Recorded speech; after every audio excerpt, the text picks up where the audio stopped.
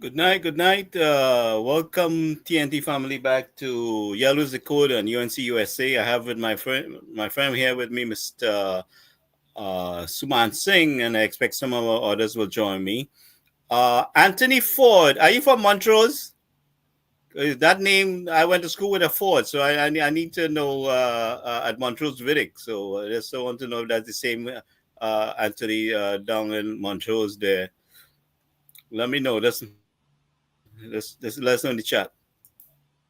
So, Mr. Singh, welcome back to UNC USA, and thank you for taking the time to join me again here tonight. So, we see that our Minister of Homeland Security. Oh, that's my buddy, man. Man, long time, long time. Thank you, Anthony, for finding us here. We have to catch up. We have to catch up. Boy, that's another school friend, Mr. Singh there, Montrose for the Yes, people. yeah, Welcome, man. That's true. Nadira. Welcome. Let's see here. Who else we have here? Okay, Lindsay and Bra, if I'm pronouncing that correct. Yes. So we saw a Minister of Homeland Security visited the Princestown fire station, and I'm still trying to get some footage on that. Where I mean, the condition, it was shameful, really shameful, with all knowing the fact that the amount of money we spend on national security and all this hurrah about this government and the boasting and to see the condition. I know it was coming, and I was just waiting for us to get into government because everybody's scared of the big bad Rottweiler, rah, rah, rah, rah, and everybody had to shut up. You have everybody in a corner. But now we have a caring, loving prime minister and an effective team that has taken government by the power of the people that took control. And that is so nice to see. I can't stop celebrating to see that our people are relieved from the oppression of the Costa Nostra. And we need to keep the Costa Nostra out of government as much as we can possibly do so. So with that, I want to welcome everybody. I'm so excited to know that Anthony is here with us. And Anthony, maybe one day you could join us. I don't know, this evening. I send you a link. Let me know. You could join the conversation. So, Mr. Singh, Yes, let's I'm hear your here. input. Yes, and good evening to all our listeners tuning in on the various social media platforms. We are glad to have you here, and feel free to participate or drop your comments along the way. Yes, Gary, as you were saying, you know, we would not have expected anything better from the previous government because it was all talk, it was all lies, and it was all punishment, you know, for all those operation centers in UNC control constituency. Serious geographic discrimination took place. I mean, you look at the building today, if you had good footage, you will see that at a fire station, the cupboards, the closets, the ceiling, everything is in a state of deterioration. I don't know if they have how many fire tenders they had. They never showed that part. But and even if they have three or four fire tenders, it we want to know the state of those. Are they working? Are they, Three or four. We lucky some of them stations have one. my God, so if there are two fires at any given point in time, one has to just bear the brunt of the fire and nothing can be done because this is a situation where, I mean, national security was one of the most well financed ministries. And I don't know the state of that ministry finances at this point in time, but they will have to do some serious remedial actions for all these fire stations, including tenders, fire tenders.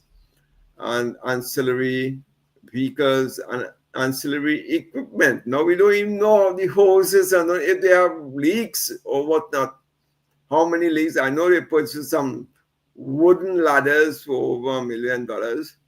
Yes, sending a The, fireman on a blazing fire with a wooden ladder, right? with That a big of wooden expense, right? let the light up from the bottom and poor guy on top the ladder. What is he going to do? But that is the sense of the previous regime. And it always brings me back to my first question. Where was the damn media in all of this? You never hear no sort of investigative reporting on these issues. You know, I was so shocked. And I say the same thing happened last week when Dr. Mulilal was talking about the Davie campus.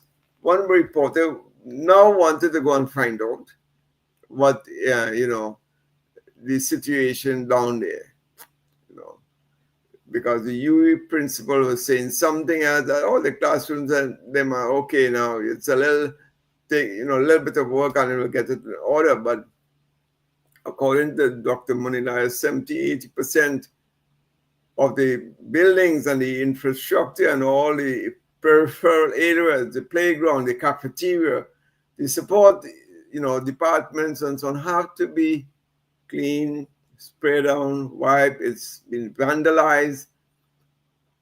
Electricals have to be redone. The rust has set in. Only the only part functioning there was the right tech classrooms.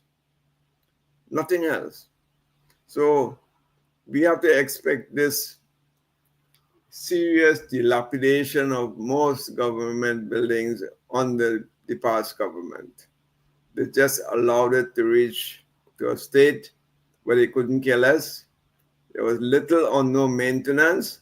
And I'm sure, knowing the fire services well enough, that they would have written several letters of complaint and what needs to be done from the operation standpoint, not to get the building itself where you can work in some sort of comfort. But seeing that today, it shows that there was little or no maintenance done and that any operational issues fell on deaf ears. So Total disrespect, man. Total disrespect. These are the first responders of the country. And the you want to very tell me, first, big song, we love you so and we love you so, right? And all the drama in the parliament. Every time we asked about any accountability, I mean, this is a disgrace. Shame, shame, shame on Dr. Rowley and Stuart Young and all those that are there with them who've been with them in government. Shame, shame, shame on them. I'm waiting to see them come in the parliament, to Calavan this. I am yes, waiting patiently to see them yes, come and explain what they did with our money. You know, they yes. really have to come and explain that. No, I mean the amount of people that are reaching out to this government for help at the same time and seeing the gross neglect of the people, seeing the amount of money spent.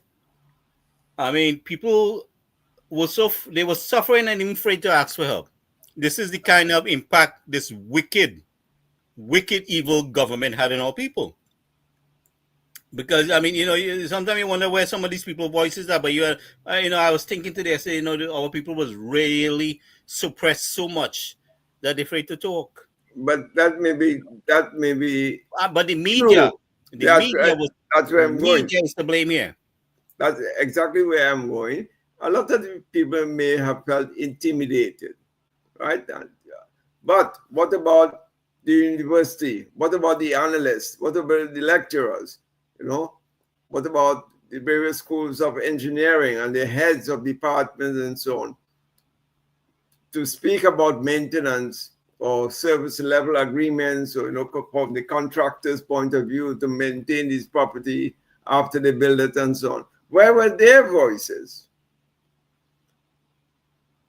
You know, so Yeah. it's real shame. It's real shame to see what took place, and we have a lot. We have a lot to do yet because they're not. I mean, their wings are not really. Even though we took government, their wings are not really loose yet. No, no way. Because we I, still have the oppressors within the structure yes, of things. yes. Every ministry, and they'll be watching to see who says what, and victimization will be taking place because they want to rule from underneath. Well, you You know, see what the minister, former minister, D. Allison was saying that expect the public service to undergo some serious reform, trying to scare the public servants from upfront. That unlike the PNM, who did nothing to reform the public service to try to make it more efficient, they are now telling them that be careful because your jobs may be at stake because with this reform you're going to most of you might be getting fired or terminated in some form. So the preempting this thing, knowing very well what the upper staff were doing to facilitate their wrongdoing from the previous governments. So they have a right to say these things because a lot of a lot of projects, whatever it were, that got approval to proceed, and we do not know who gave that authorization and if the letter to the law, if it was followed. but the law association of TNT fell down on the job too. Big Everybody, that's time, what I'm saying. big time, big time. Where were the mouthpieces for society, so to speak? Where were they?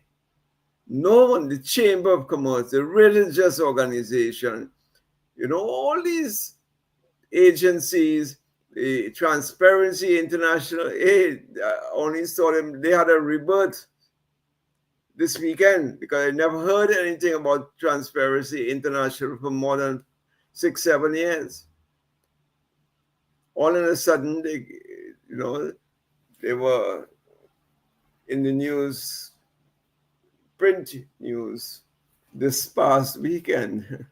So, where were all these people when the country was being ravaged, I would say, by the PNM government? Nothing, all the infrastructure work collapsed, all the maintenance work collapsed, all the ongoing works collapsed. And then they expect to be voted in back, you know. Well, And they're going to make all the mischief possible to seize power because they were benefiting financially from them and their friends and associates. And I mean, we have a prime minister taking away their luxury and trying to redirect that to the needs of the citizen. they're the And they poor. would not, they cannot handle that right now. You You understand? see, you So see the I mean, they're going to rise up, and you're going to see some reactions as things as the heat increase. I mean, just imagine Alison West is saying there's no ghost rentals. yeah, yeah, Right? yeah. I wanted to come prove that to us. I wanted to come and prove that to us that there's no ghost rentals. And she since she was part of public administration, she could help give accounts to some of that money too.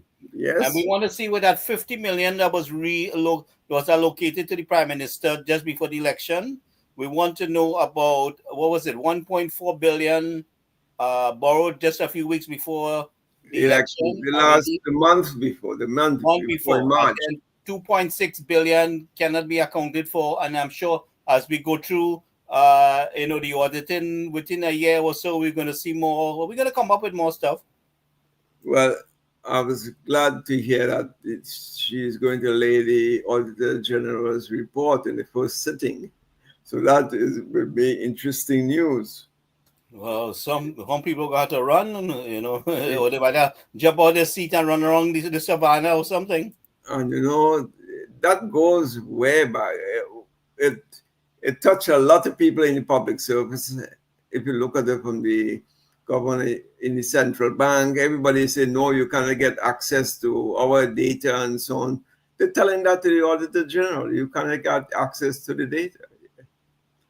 So how can someone do a report, you know, how can someone do a report, a comprehensive, accounting or auditing report if they don't have access to the data? So everyone is trying to hold on to the little pigeonhole niche, and everyone is playing their, they have so much authority that they can stop uh, auditing process, which is supposed to indicate the Yeah, state of finances in the country. You know, it does, is a lot to be desired from such a decision. yeah, the big bad dogs, you know, Yeah, ready to but jump on anybody's throat. We had Doberman and Rottweilers and everything else there, attacking everybody as soon as they try to say something. The country is PNM money. The treasury, that's PNM money. That's Eric Williams money. It don't belong to anybody else. I would really like to see a mass set of firings. Once you breach the law, you're afoul of the law, you should be terminated Well, once. I want the evidence to come and be in the print. In fact, Mrs. Misuse said she was going to give the media the evidence. So she saw something like that in the last press conference. So they're going to get to see, what she has to say. The evidence will be there.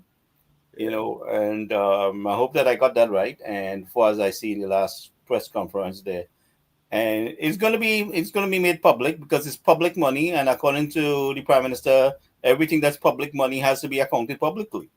Who's involved? So if you don't want to be accounted for publicly, then don't don't get involved. don't get involved and don't rent no buildings to the government Oh, yeah. and these sort of things. But Right. very loose agreements, or in some case no agreements, no contractual agreements. Yet you're receiving money every month on a monthly basis, month-to-month contracts. But shh, don't put my name here. Don't put my name here. Just give me the money every month. So we had a problem with the Auditor General and the procurement regulator also after that, Yeah, short while after. but You he know, was.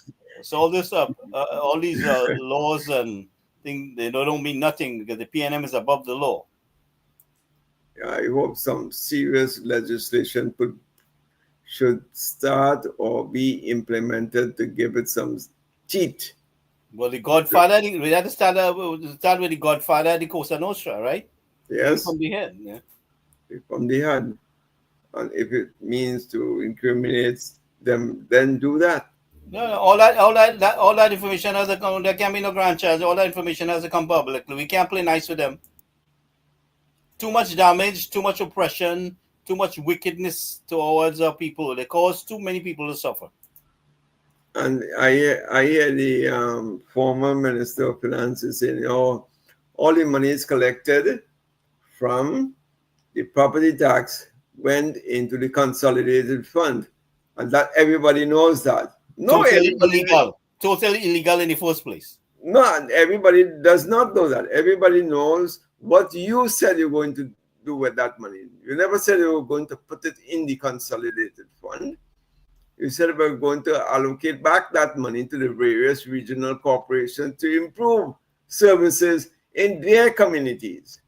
So, whatever they collected, let's say, what the Pinal de Bay Regional Corporation, will be returned to them so that they can improve the flooding, the road maintenance, whatever little they have to do, um, whatever services that needed to be done.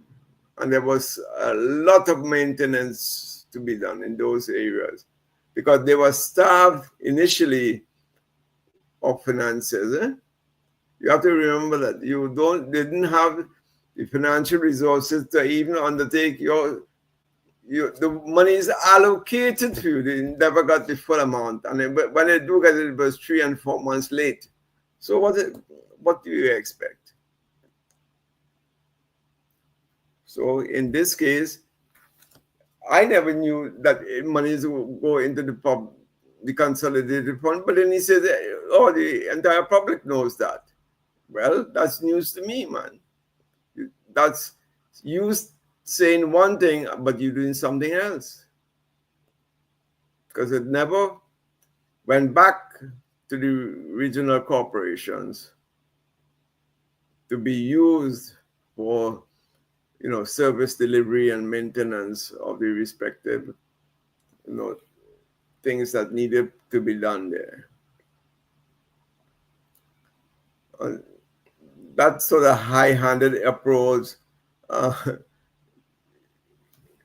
is something we should really be fighting against in this modern age.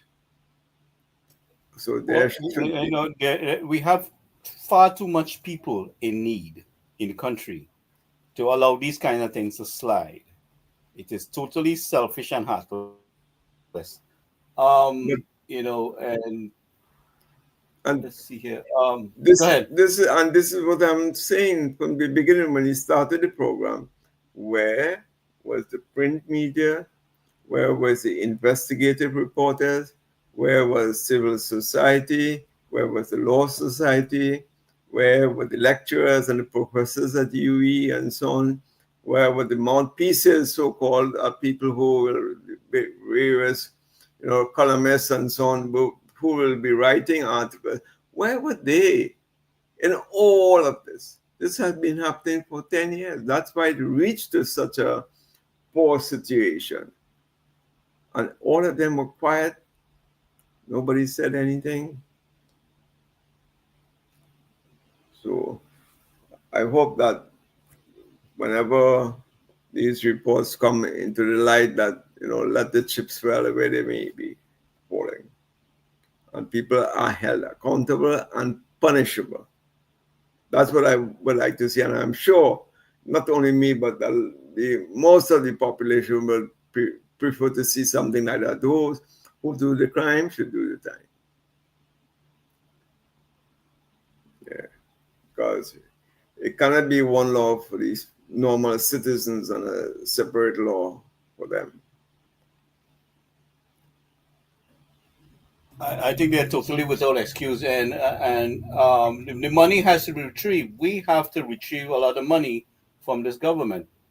You know, from this Yes, previous government. There, they have to answer clearly. because right now you see the Ministry of Social Development is trying their best to clear the backlog of a couple of the social services. Yeah, I saw that. I mean, with all the seniors and all the people that's was been on a waiting list for Yes. years, for years. I remember that's all our flood victims too from over the years. 2 years Mm. would pass and they would not get any relief. Yeah, but that is normal. That again comes back to the central notion of you know discrimination. Why would they discriminate against certain segments of the population or geographically discriminated against? So you can see it happening in all spheres of activity during that 10 years the PNM were there, about 9.5 years while they were there. And now the last prime minister say, okay, now we know how these things function after 9.5 years. Now we're ready to implement. So what the heck were they doing 9.5 years? They were in kindergarten or less learning the He was process he how was to he implement. was an OJT. He was an Yeah, OJT. OJT. Yeah, probably that is what he is doing. OJT functions. So now they're ready to implement. Can you believe that? 9.5 years it took them to move from standard one to standard two. Uh, so Well, I tell you the truth. If people with all these degrees need that much training, then we don't need them. I can do the job better than them. yeah, the normal layman can tell you what the problem is, and you work from there, especially in the technical fields. These technical officers, you go down there let's take agriculture for example. the local farmers in the various communities, they can tell you exactly what the problem is, and what are some of the better solutions. Simple old farmers there who are ready down to work the land. They, most of them probably don't speak English too well, or in the correct sense, but they can tell you what the problem is and what are the remedial actions. So all these technical officers and so on, but the massive training and degrees and what have you, what use is it when nothing meaningful was implemented to solve flooding or agriculture production, or even the technical officers in the Ministry of Works and so on? What was their function? Not a single road could be patched properly. I understand this Sangre Grande highway is being exposed at this point in time. It's starting to fall away. And we never heard when that was opened. That has to be opened within the last 3 months or so. So nothing, just about nothing. And it, it always come back to my main point That was, was a rush job. The Russian opened it when election coming. yeah, uh, to my main point that the government was unable, the past government, sorry, was Welcome, Mr. unable Khan. to deliver anything meaningful for the citizen over the past 10 years. Can you tell me one project which they completed? I ain't talking to the Shell in the Port of Spain General Hospital or the Shell in Tobago, the airport. Tell me one project that the government, or big or medium-sized project that the government completed over the past 10 years. You know, you can't see anything. And then at the end, they started to talk about diversification and this and that. And so for 10 years, you did nothing to help diversify the economy. You closed down certain things that were already functioning, like the Eldorado's Girls Center, which was used for training nurses, that was closed down. The Cuba Hospital that never took off the ground. David campus never took off the ground. There were 22 schools that almost 80-90% completed. That never finished. So tell me, where was this money spent to upgrade the society? Let me, anyone knows that, please let us know. You know, so it was total neglect, and I think that borders on the in law. It's negligence. Yeah, it borders negligence, because somebody has to account for the money. The Mr. Singh, I very, think it's high class wickedness. High class wickedness. you know, and all the allocations that were given to the ministries were used up. But where did what where what do you have to show? I'm sure there will be certain projects planned for development, and certain projects, well, part of the expenditure is also recurrent expenditure. But the development projects, every year you get allocations for that. But say what are the things that was used or built out to show that, hey, you know what, I spent 200 million in this cancer center or this outreach center or this, whatever was planned to do. Uh, but like everything else, again, every major project, the two shells that was built over the past 10 years, which is Port of Spain Hospital and the airport runway in Tobago, the new airport, they are just shells, and they all incurred almost 50% cost overruns. Wow. And we don't know. They're all just talking and touting their achievements like this and that. Or the airport will bring in a lot more flights, a lot more things. It will boost tourism on the island and what have you. But how can it do that if the airlines are not going to come because the facility there, it has to be approved. The various licenses has not been secured. No big, worthy international airline is going to fly into a destination if it doesn't meet certain criteria. You know, so these are the issues I think that people have to consider, going forward and how to remedy this. It will cost the present government a lot of funds to complete these projects, just to complete it now. And mind you, they already have almost 50% cost overruns on it already. So at the end of the day, you know what? These projects, if they projected $1 billion for a project, it will cost $2 billion to really outfit these properties. So we have a student here.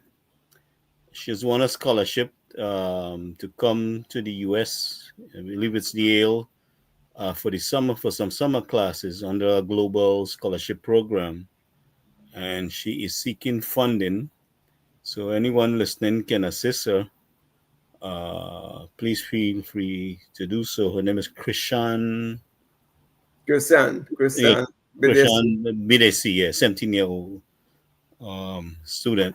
I wonder what from which school Yeah, hold on a is second. I'm looking to see. I didn't. Saint Joseph Convent. where they are. San, San Let's see here. Yeah, is it Fernando. San Fernando? Yeah, Yeah, they have in Port of Spain as well. So and she still needs about 4,000 US. Uh, that's what I'm seeing here. Um, so that if anyone listening can assist us, yes, assist her with doing that. That would something that would yes, be education equally. in the U.S. equally perhaps the most expensive place to come and study. In 1986, it cost me 120,000 US to do my MBA there at George Washington University. Well, For three, our for government three, is still trying to sort out the finances there. So, but I am just referring to our listening audience. If they can assist, please reach out to her. because the point I'm making is that it is expensive to study in the US. It is And definitely. seeing what this president is doing here with Harvard right now Oh is yeah, kind of very scary. I have a lot of concern for people trying to come to the U.S. to study the way they are acting here. yes.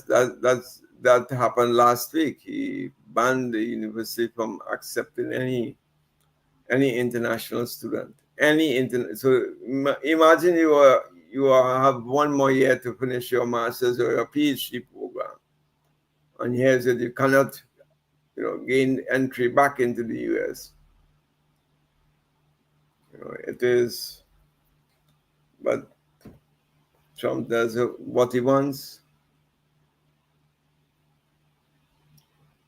Yeah, but I'm seeing that in the global news today is saying that all these students who are not allowed entry back into the US, their home countries and other countries are bidding for them to come to their countries back, because with that knowledge base, which we have already acquired. Well, he's taking on the entire world, so the entire world will have to unite and take him on.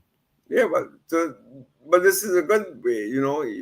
Let's say you have already acquired 3 years into your PhD program and you want to go back. There are countries willing to accept you, especially if you in the STEM field. STEM meaning the science, engineering, technical, and the other fields they have. The scientific field, really. Yeah. So this may be a good. Other countries will gain what America loses. At my who knows? It might level the playing field 10 years from now. So, like I said, anybody can do anything. Please do whatever you can. However you choose to. Right, and it's a merit-based scholarship. That's very interesting and outstanding for the young lady. That means she must have, won over several other applicants because it's been merit-based. We want to encourage our children. As Oh much yeah, as we can. I mean, definitely, definitely, because the opportunities are wide here, mostly because nothing is happening, man. Back, im- imagine what would have been the situation in Trinidad today if that DB campus was I was open for heading the to that. past, Go ahead, roll with it. if that DB campus would have been open for the past 10 years. How many more highly skilled professionals and semi-professionals and technical persons would have been able to join the labor force and make us probably the most, outstanding island in the Caribbean as far as human resources or capital development goes, where we'll have a highly skilled asset base so that then you could talk about attracting foreign investment.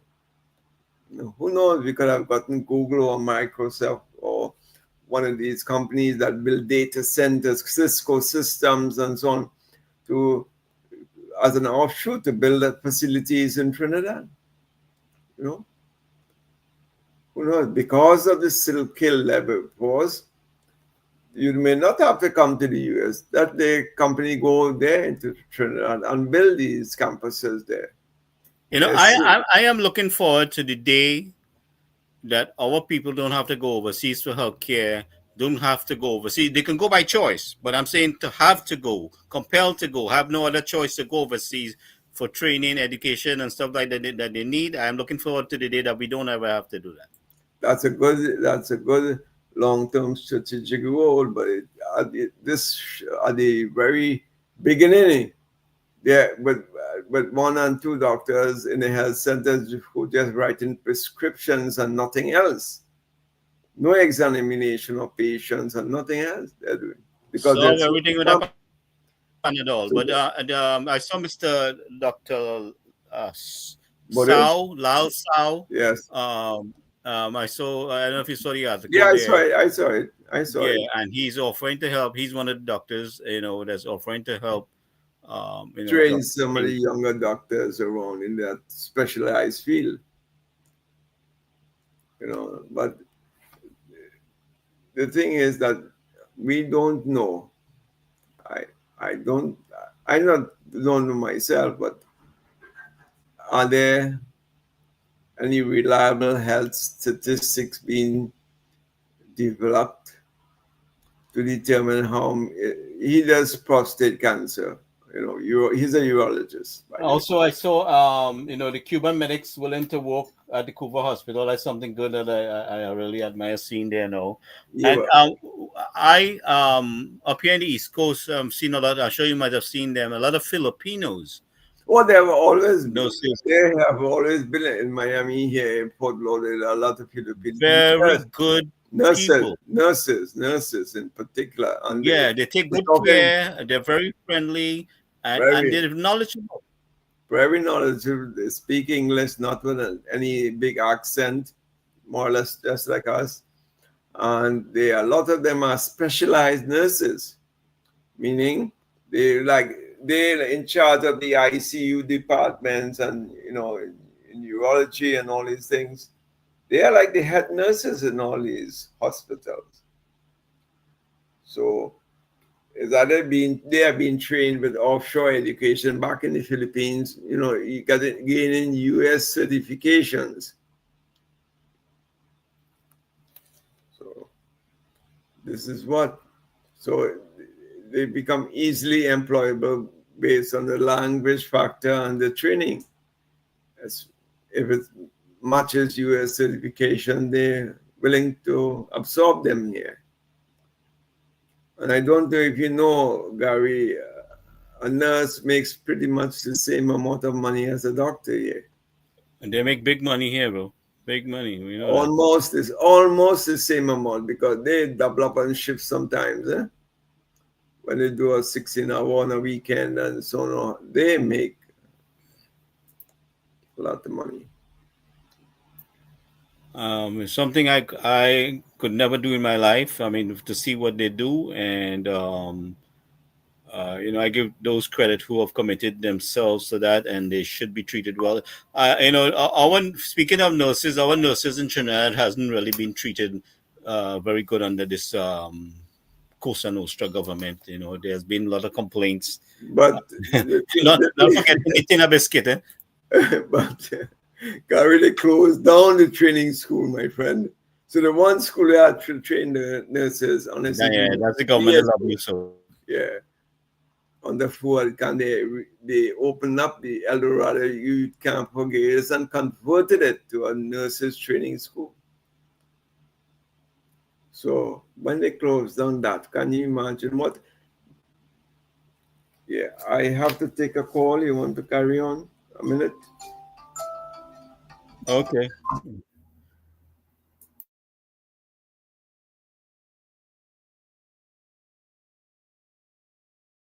So let's keep in mind we have a young lady representing us in India.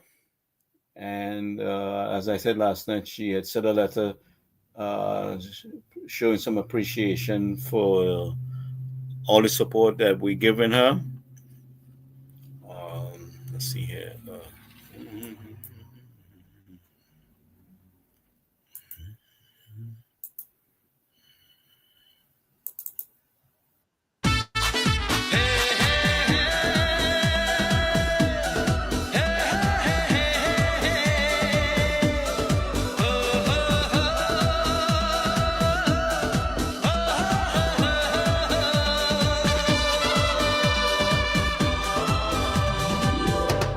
जी चाहे लहरों से करूं मैं शरारत इनको बता दूं मैं मेरे दिल की चाहत इनको बता दूं मैं मेरे दिल की चाहत बेचैन मेरी धड़कन एक बार हो न जाए बेचैन मेरी धड़कन एक बार हो न जाए मुझे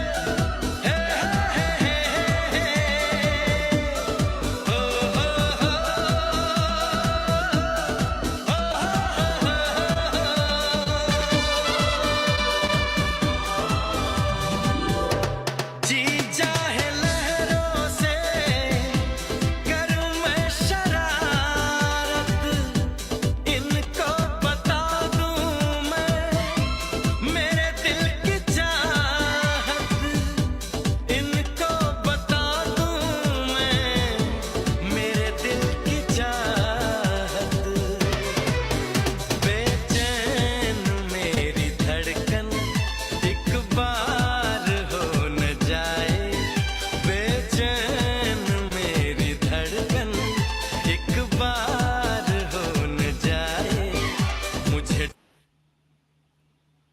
I'm back, Gary. Yeah, just pulling up some information here. There is a gentleman, a father of six, that is looking for some assistance.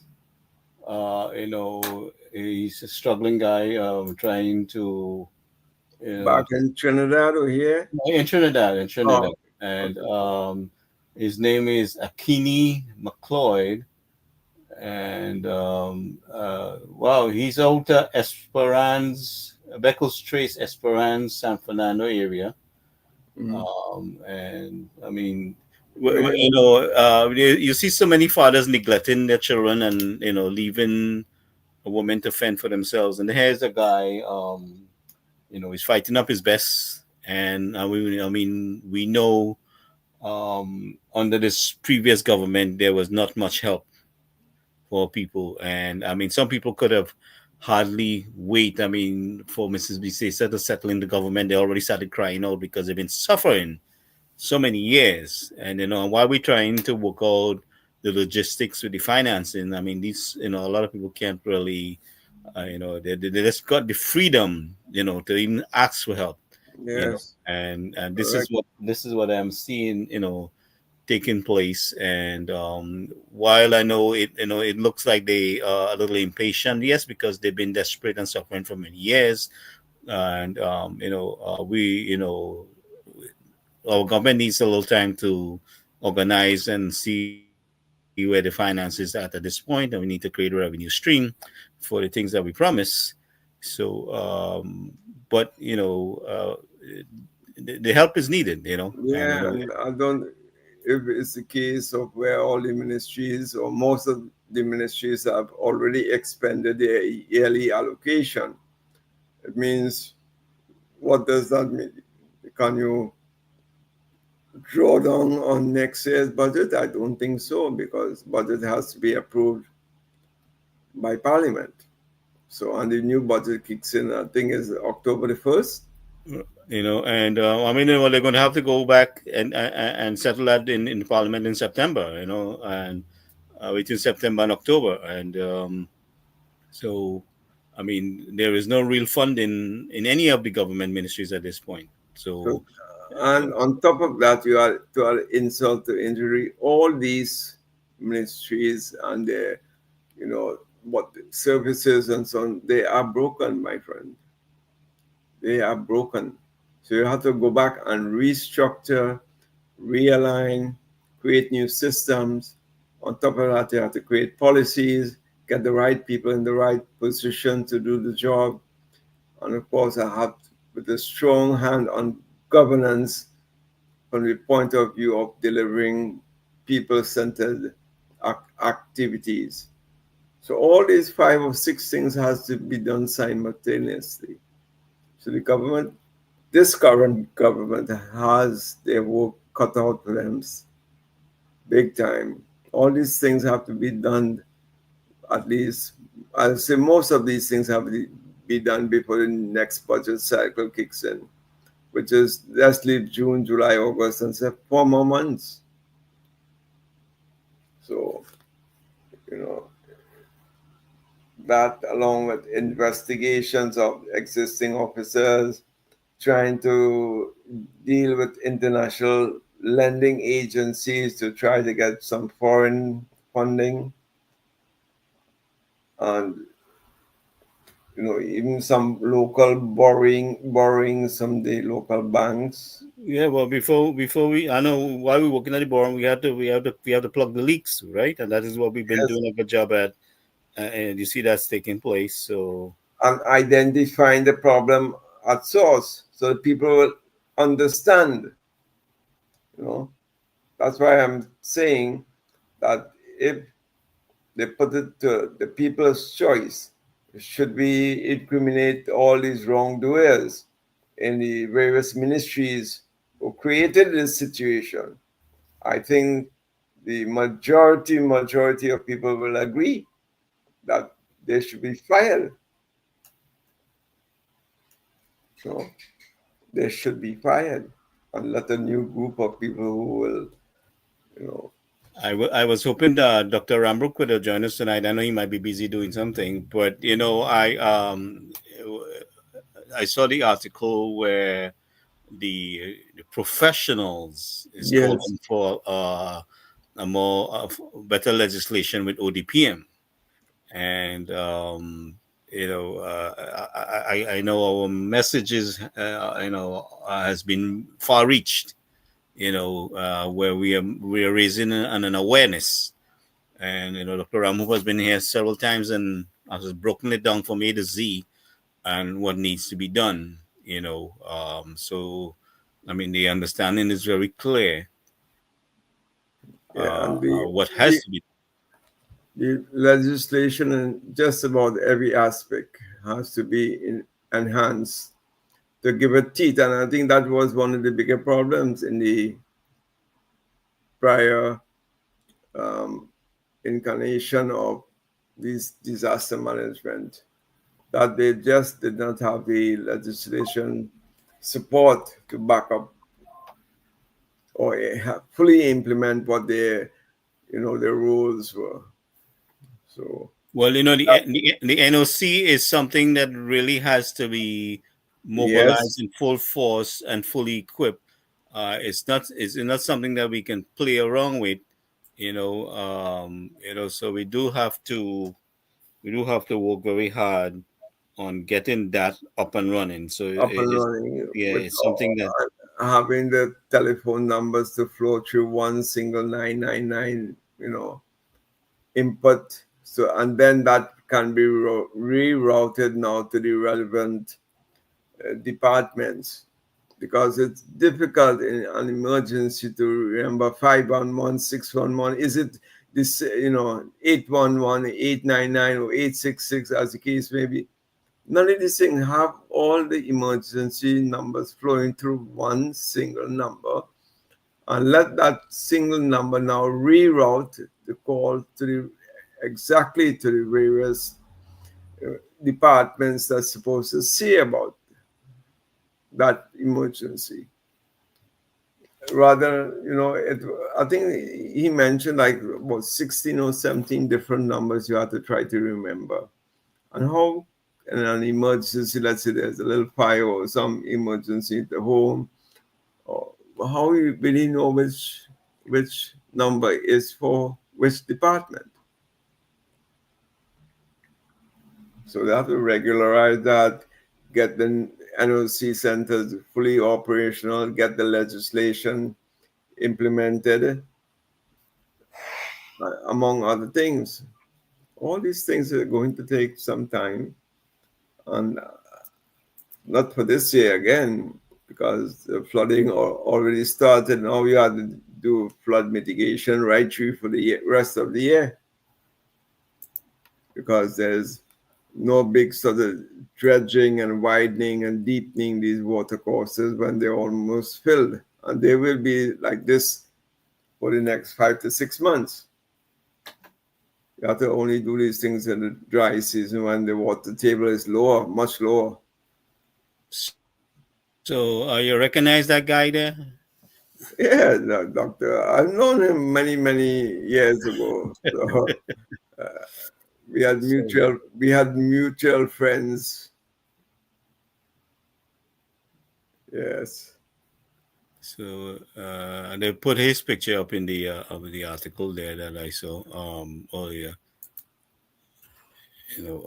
Calling for certain things to be done, and like I said, his voice has been heard. In what is being needed. We really have to restructure things, but definitely, I must give credit for our local government minister in her handling the job, and the councillors, out there doing, getting the mitigation done. Very hands on, and the equipment is out there. We've seen the backhoes, excavators and different things out there. So I want to give credit to them on She she on was effective. able to mobilize it within 2 3 days.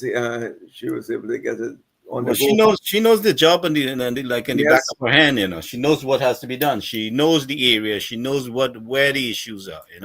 yes, So she, exactly. she just needs the equipment and additional resources to tackle the job.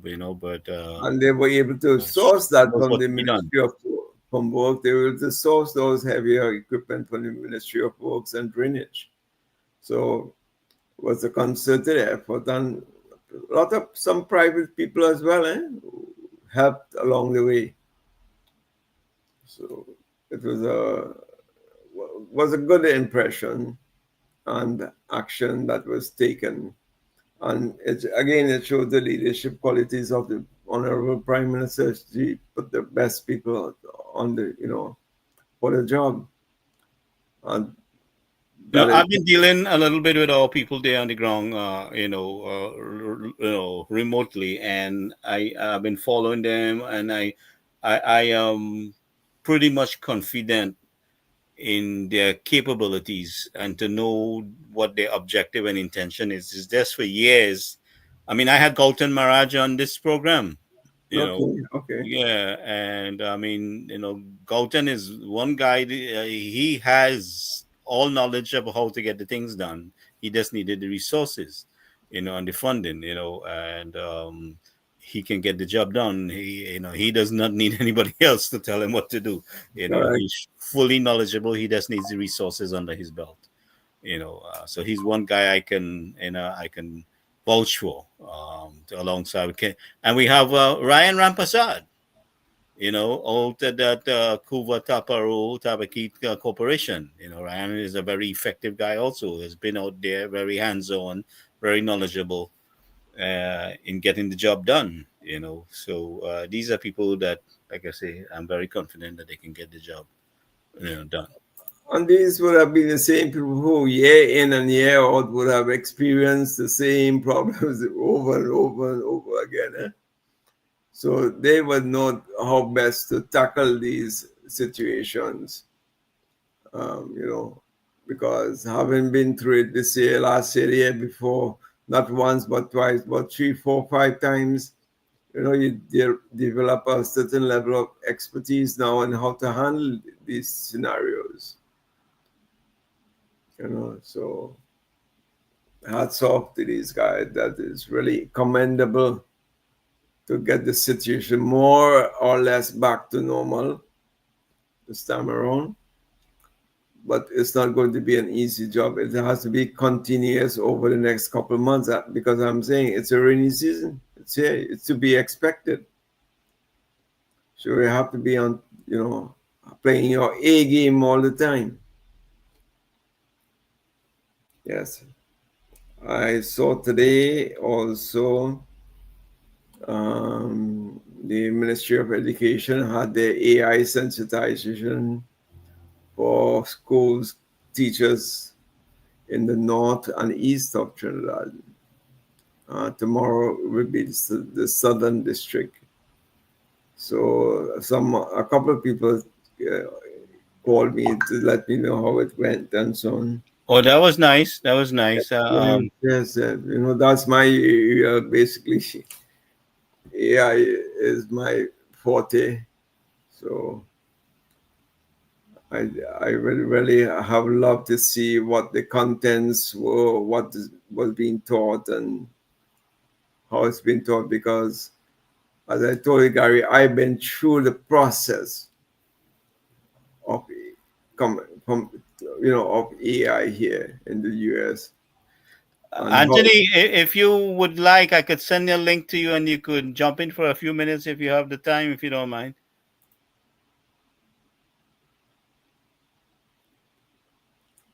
yes, Gary, as I was mentioning, Yeah, go ahead, Mr. Singh. there was a recent report that indicated 80% of all employees here in the US will have to be retrained. Could you imagine that 80% of your workforce has to be retrained to assimilate AI in your daily operations?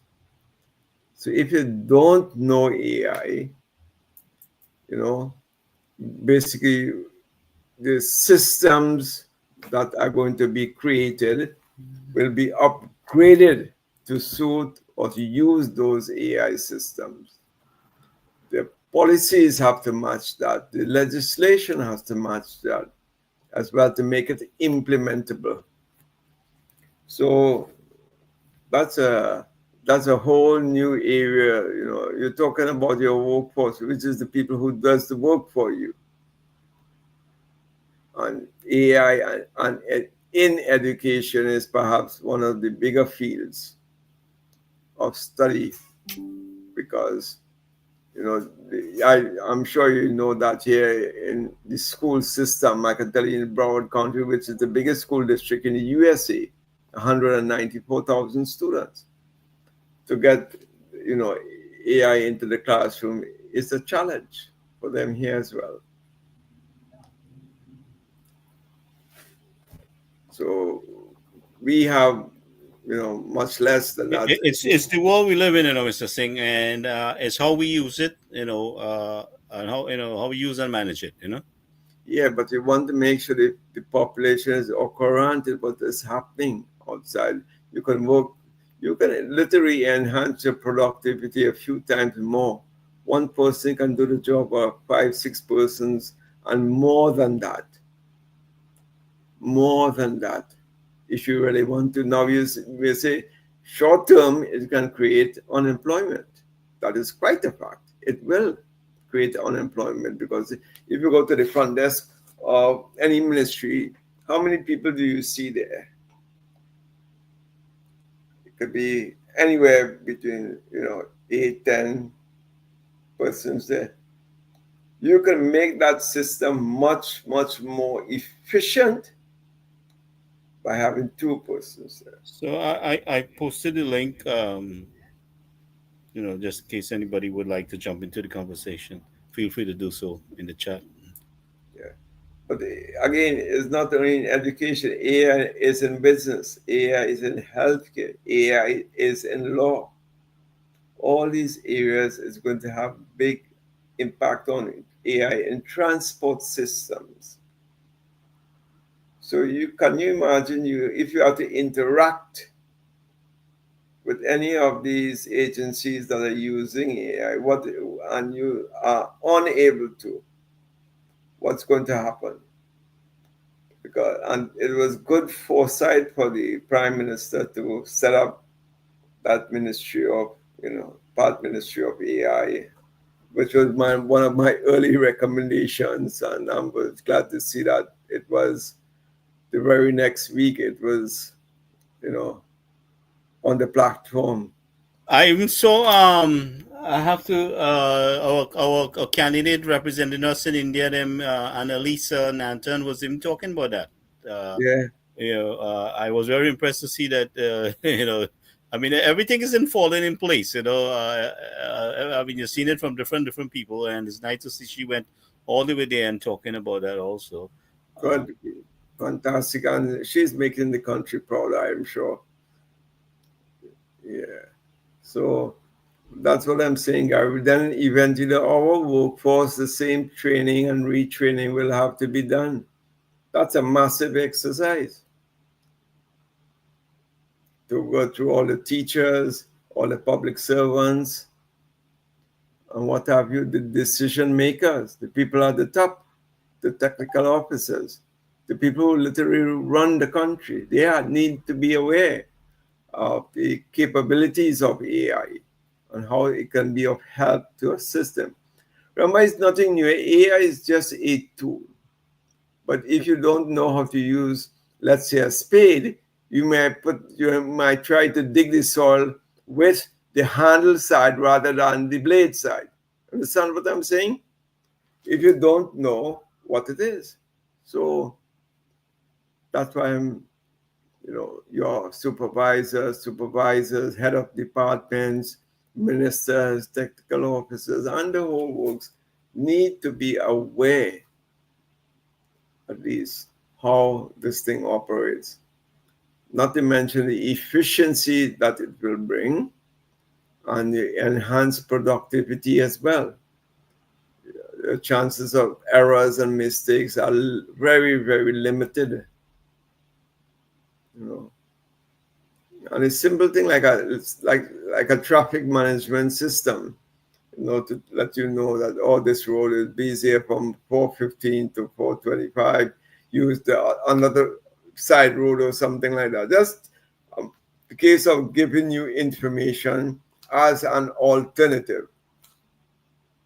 And you will see that happening a lot here in the highways. You travel I-95 or some of the big extended highways here in the US, A40 and what have you.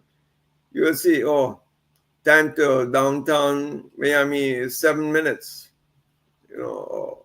Expect 2 hour delays, as the case may be, like information like that. So this is the impact of AI. Things like in crime fighting, which is very, very, proactive. as I Yeah, but our people has to show an interest, but I know they need leadership to really to create that structure. yeah, because On the local level, we definitely need the leadership on the local level and for. also at the highest level as well, because if ministers are not aware of these things, that there are solutions, like when they commit a crime in New York and 48 hours you're holding a guy in LA, and this is such a big bloody country to hide, and yet they find in New York. And AI is playing a massive, massive role in that, because once they can see any part of your structure, your your hair, your ear, the side of your ears from behind, they can recreate what the image is supposed to be through a process called computer visualization. And they may make like 5 6 mock-ups like you, and somebody will know you. Somebody will know you. The bank, the dentist, the doctor, somebody will have that information. He's 5'8" tall, weighs 120 pounds. That's the first thing you go by the doctor. And what's your weight? Right? When was the last point you use a credit card?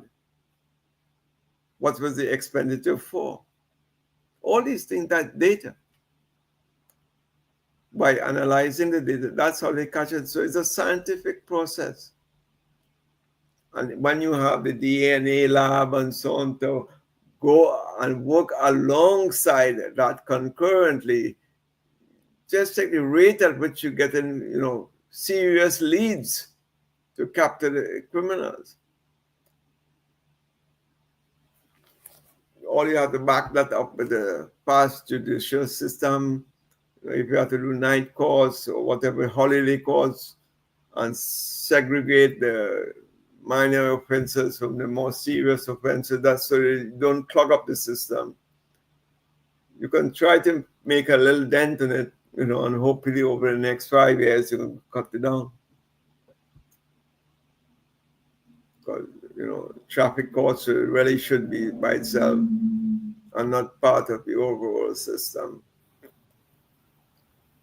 Yeah, I mean, there are several ways to do that. I mean, like, but we have to have the structure in place to deal with it like anything else, you know. Yes, and Um, if you're going to start using AI, you will need that support from the top. And I'm a little concerned about it. It's just public administration, dealing with the AI, but each ministry, but in themselves, the ministers need to be aware of the role of AI in their particular ministry, so that in future and down the road they can start, we, to we we have to experiment with it. We has to create some labs where you start to experiment with it and play around with it to see how best you can use it. So system those labs have to be set up, you know. systems and usage and so on has to be identified. Legislation has to be drawn up, because but the thing what I was thinking is, again, it comes back to the same thing again. What we are saying just now, the David campus. Could you imagine would have had 10 years of students graduating from David? Well, it would have been 7 years now, because 3 years would have been to go start your degree program. So 6 years of graduates would have been out this year, right? You would have such a highly developed and skilled labor force existing in the island, so you can literally attract, a lot of new businesses along modern lines of technology, biotechnology, for example, and computer technology, a lot of systems, analytical world, building bots, what's called bots, or agents to use in AI, all these apps, app development, and so. If you don't create these things, and you decide to just do your education in the same old way, you will get qualified in certain fields, but over the long run, you will become unemployable, because the systems have changed. And if you're not up to date with these systems, what do you expect? So, so the Prime Minister, I just have to laud her a lot because of her foresight in trying to reintroduce back the laptop project and with a little component of AI. It's a good start. I must say, and very, very commendable.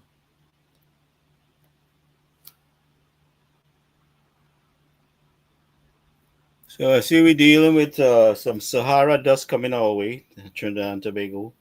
So prepare yourself, you know, um, in dealing with this. I mean, it's been a couple of years we're dealing with that situation, you know.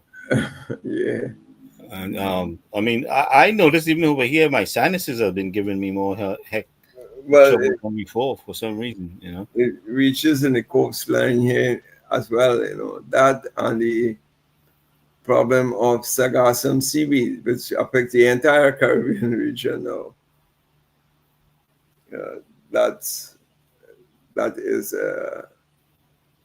hampering the tourism industry a lot because the seaweed just comes into onto the shore, stays there, starts to rot, create a foul smell that if you don't, like in Miami Beach, it is scoop it up every morning with the backhoe and get it swept up and clean so that tourists can enjoy the beach.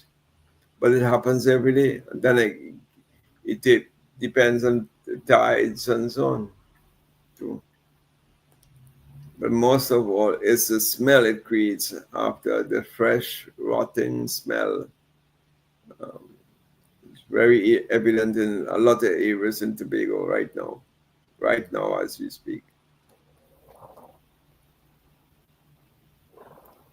So um, I think we will wrap it up tonight. If there's anything else you would like to add, Mr. Singh, I don't know at this point. I think we have covered as much as we could.